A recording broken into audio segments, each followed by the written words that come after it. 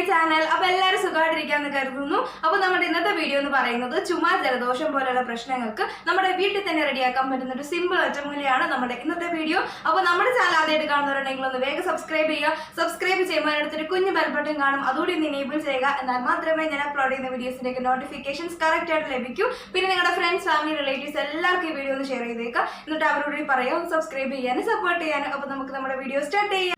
അപ്പോൾ നമുക്ക് ഈ ഒരു ഒറ്റമൂലി തയ്യാറാക്കാനായിട്ട് വേണ്ട ഏറ്റവും പ്രധാനപ്പെട്ട ഒന്നെന്ന് പറയുന്നത് ആടലോടകമാണ്. ആടലോടകം എന്ന് പറയുന്ന ചെടിയുടെ ഗുണങ്ങൾ എന്തൊക്കെയാണെന്ന് വെച്ച് കഴിഞ്ഞാൽ ഇത് ഏറ്റവും പ്രധാനമായിട്ട് ഉപയോഗിക്കുന്നത് ശ്വാസകോശ സംബന്ധമായിട്ടുള്ള പ്രശ്നങ്ങൾക്കാണ്. ആസ്മ, അതുപോലെ തന്നെ ക്ഷയരോഗത്തിൻ്റെ തുടക്ക സമയത്തുണ്ടാകുന്ന ചുമ, ഇത്തരം പ്രശ്നങ്ങൾക്കൊക്കെയാണ് നമ്മൾ ആടലോടകം ഉപയോഗിക്കുന്നത്. ഈ കാണുന്നതാണ് ആടലോടകം. അപ്പോൾ നമ്മുടെ ഒറ്റമൂലി തയ്യാറാക്കാനായിട്ട് നമുക്കൊരു 4-5 ഇല മാത്രം മതി.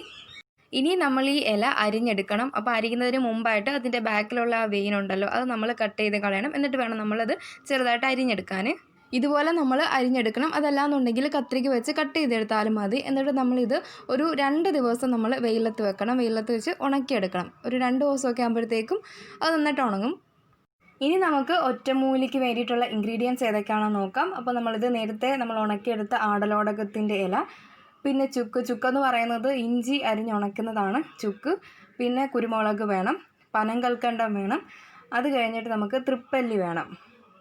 തൃപ്പല്ലി ഒരു 6-7 എണ്ണം മതി.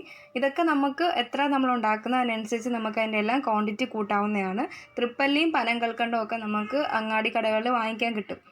എന്നിട്ട് ഇനി നമ്മളിതെല്ലാം കൂടെ മിക്സിയിലിട്ട് പൊടിച്ചെടുക്കും. അതാണ് നമ്മുടെ ഒറ്റമൂലി. അപ്പോൾ അതിന് മുമ്പായിട്ട് നമ്മൾ പനങ്കൽക്കണ്ടം ജസ്റ്റ് ചെറുതായിട്ടൊന്ന് കല്ലിലോ മറ്റോ ഒന്ന് ഇടിച്ചെടുക്കണം. കാരണം എല്ലാം കൂടി അല്ലെങ്കിൽ മിക്സിയിലിട്ട് പൊടിയാൻ കുറച്ച് പാടായിരിക്കും. അതുകൊണ്ട് പനങ്കൽക്കണ്ടം ചെറുതായിട്ടൊന്ന് ഇടിച്ച് പൊടിക്കണം. അതിന് ശേഷം വേണം നമ്മളെല്ലാം കൂടെ മിക്സിയിലിട്ട് പൊടിക്കാനായിട്ട്. അപ്പോൾ നമ്മളെല്ലാം കൂടി ഇട്ട് മിക്സിയിലിട്ട് പൊടിക്കുമ്പോൾ നമുക്ക് ഇങ്ങനെ ഒരു പൗഡർ ഫോമിലാണ് നമുക്ക് കിട്ടുന്നത്. ഇത് ചുമ, ജലദോഷം പോലുള്ള പ്രശ്നങ്ങൾക്ക് ഏറ്റവും നല്ലൊരു ഒറ്റമൂലിയാണ്. നിങ്ങളൊന്ന് ട്രൈ ചെയ്ത് നോക്കുക. 100% നിങ്ങൾക്ക് റിസൾട്ട് കിട്ടും. നാച്ചുറലാണ്, സിമ്പിളാണ്. അപ്പോൾ എല്ലാവരും ഒന്ന് ട്രൈ ചെയ്ത് നോക്കുക.